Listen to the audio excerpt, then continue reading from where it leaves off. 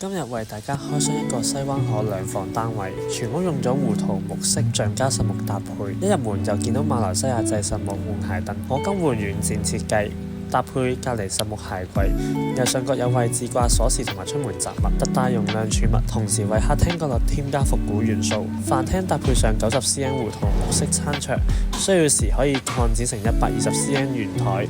為單位增加特色而又不失實用性。客廳選用咗淺灰色科技布 L 型梳化，科技布防水，而且呢款梳化可以自由選擇貴妃位置，靈活方便。